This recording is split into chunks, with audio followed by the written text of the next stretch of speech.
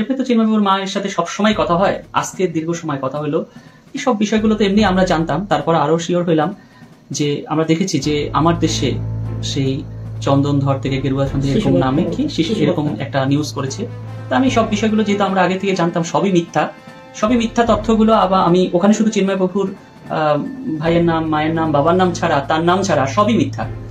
আজকে তার মায়ের সাথে কথা বলে বুঝলাম যে এগুলো সবই ডাহা মিথ্যা। যে কিভাবে নির্জলা, মানে ভাবা যায় না যে কতটা নির্মম, এরা নিষ্ঠুর, এদের মধ্যে মানবতা বোধ নাই যে এইভাবে মানে মানুষের নামে মিথ্যা তথ্য সন্ত্রাস তারা সরায়।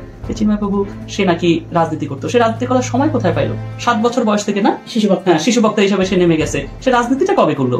সে নাকি রাজনীতি করতো। তার বাবা নাকি আওয়ামী লীগের সমাবেশে যে মারা গেছে, ওই দিনের মানে তার বাবা শহরে গেছে মারা গেছে, ওই দিনের কার সমাবেশ, আওয়ামী লীগের সমাবেশ ছিল না বিএনপি সমাবেশ ছিল, সেটা তো কেউ দেখার কোনো বিষয় না। ওই দিনে আওয়ামী লীগের সমাবেশ ছিল, ওই দিন তো শহরে, চট্টগ্রাম শহরে সবসময় কোনো না কোনো প্রোগ্রাম থাকে, ওইটা গেছে মানে হ্যাঁ, তাহলে চিন্তা করেন সেটা নাকি সে ওই সমাবেশে যে মারা গেছে। মানে এতটা মিথ্যা কথা, প্রত্যেকটা তথ্য মিথ্যা কথা। তো মাসিমা, চিন্ময়বাবু কি কখনো রাজনীতি করছেন? ও খারাপ তো সময় পাইছে না, সারাদিন এবার শুনেন 7 বছরের থেকে জন্মসভা করছে তো, 7 বছর 8-9 এই 9 বছর ও মঞ্চ করছে।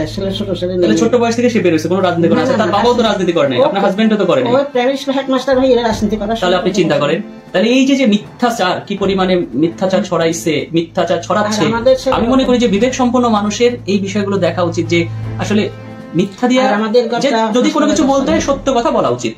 এভাবে মানুষের নামে মিথ্যা প্রপাগান্ডা, প্রত্যেকটা তথ্য আমি দেখলাম যে এরা যে ছড়াচ্ছে চিন্ময়বাবুর নামে, যে আরে বাবা চিন্ময়বাবু হিন্দুদের একত্রিত করছে, এটাই তাদের ভয়। যে একজন সাধুকে এত ভয় যে একজন হিন্দুকে এক করছে, মানে তার সবচেয়ে বড় দোষ যে সে এই মানে বাংলাদেশে হিন্দুরা বিচ্ছিন্ন বিক্ষিপ্ত ছিল, বিভিন্ন মত পথে তাদের এক কেন করছে। মানে হিন্দু কেন এক হবে, হিন্দু কেন বড় বড় সমাবেশ করবে, হিন্দুরা থাকবে একেবারে পায়ে পড়ে থাকা বিড়ালের মতন, যে পায়ের মধ্যে লুটুপুটু করে থাকতে হবে, অথবা বনসাই গাছ হয়ে তারা বৃক্ষ হইতে পারবে না, বনসাই গাছ হয়ে আপনি ড্রয়িং রুমে শোভা পাবে।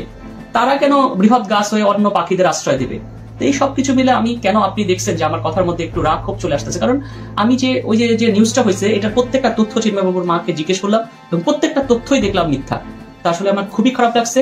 তো আরেকটি তথ্য, যে চিন্ময়বাবুর সাথে তার মায়ের 3 বার কথা হয়েছে, তো কি বলছে চিন্ময়বাবু? শুধু কান্না, আমাকে দেখবে না, আসলে আমি মরে যাবো এই কথা কান্না করতে, আর কিছু বলতে পারছি না। এর কান্নার পর থেকে আমি তো কিছু খেতে পারছি না। আর আমি ওর বাবাকে তো চোখে দেখে না, আমি তো নিজে কোলে নিয়ে অফিসে আদালতে সব জায়গায় গেছি, কোলে নিয়ে বড় করছি, কোনোদিন কান্না করতে দিই না। কিন্তু এই 3-4 বারের কান্নাটা আমার জীবনে শেষবারের মতন কান্না। চিন্তা করবেন না। আর দেখেন ওকে কোলে নিয়ে জন্মসভা করাচ্ছে সবাই। আপনি কি মনে করেন মাসিমা যে চিন্ময়বাবু কোনো অপরাধ করছে? আমার ওর জীবনে তো ও না, ওর বাবু একদম সাধু। সবাই আমাদের শ্বশুরা, আমার বাবেরা সবাই তো ধর্ম করতে। তাহলে আপনার এরকম সাধুকে এরকম যে অপরাধী সাজাইছে, এই বিষয় নিয়ে আপনার মতামত কি? এরা যারা সাজাচ্ছে তাদের অপরাধ ভগবানে বিচার করবে, আজকে না হলে কালকে। এখন এক সময় হয়ে যাবে, এরা কষ্ট আর কি ভগবানের উপর। আমি তো সব পুজো অর্পণ করে দিয়েছি কৃষ্ণের মতন। না হলে ছোটকালে 5 বছরের ছেলে কি 7 বছরের ছেলে জন্মসভা করছে, 5 বছরের ছেলে কি পূজা আস্থা করেন, আর এই পূজা সবকিছু করতো। ব্রাহ্মণেরা বলতো যে আপনাদের পূজা আমি করবো না, আপনার ছেলে দিয়ে এ করো। তাহলে 7 বছরের ছেলে ধর্ম কোলে নিয়ে মুশকিলে নিচে, কুতুব দিয়ে নিচে, সব জায়গায় নিয়ে আমি বলতাম যে আমার ছেলেকে আমাকে আবার আনিয়ে দিতে হবে। কিন্তু আমি বিশ্বাস করতে পারতাম না যে কোলে করে নিয়ে যাচ্ছে, তার থেকেও পিছনে নাই। মাসিমা, আপনি চিন্তা করবেন, আপনি বলছেন যে আপনি যে আমাদের পরিবারের কেউ কোনোদিন জেলে যায় নাই, কিন্তু জেলে যায় নাই ঠিক আছে, আপনি নিজেই বলছেন যে একটা আপনার ছেলে হিন্দু জাতির জন্য সে তাকে গ্রেফতার করছে, এর জন্য আপনার দুঃখ পাওয়ার কিছু নাই। আমাদের বংশগত বাপের বাড়ি কেউ তো একটা বিড়ি সিগারেটও খায় না, আমাদের বংশ আমার শ্বশুরা বা স্বামীরা বিড়ি সিগারেটও খায় না, কোনো কিছু নেশাযুক্ত নাই, একদম ধর্মপথ। বলছে আপনি গর্বিত, আগামীতে বাংলায় যেমন চৈতন্যদেবের মা যেমন গর্বিত সচিদেবী, ঠিক সেরকম ভাবে চিন্ময়বাবুর মা হিসাবে আপনি মানে ঘরে ঘরে আপনাকে স্মরণ করবে। তো আমি আর কি বলবো, আপনি চিন্তা করবেন না। মানে মাসিমা, মনে করবেন যে যথা ধর্ম তথা জয়, সত্যমেব জয়তে, সত্যের জয় আমাদের বেদের মধ্যে আছে, যে সত্যমেব জয়তে, এটাই সত্য কথা, সত্য জয়লাভ করবেই। যে এভাবে মিথ্যা প্রপাগান্ডা করে আসলে বেশি কিছু করা সম্ভব না। এটা আমার চোখে বাচ্চাতে কেউ অনুকূল নিয়ে, কেউ এক ধারা নিয়ে আমার হিন্দুরা করছে। এই কারণে সবাইকে 1-2টা করিয়ে এক পথে কৃষ্ণের পথে আনিয়ে যখন মুক্তির পথে যাওয়ার জন্য করছে আর কি। তবু সবাই বলছে রে।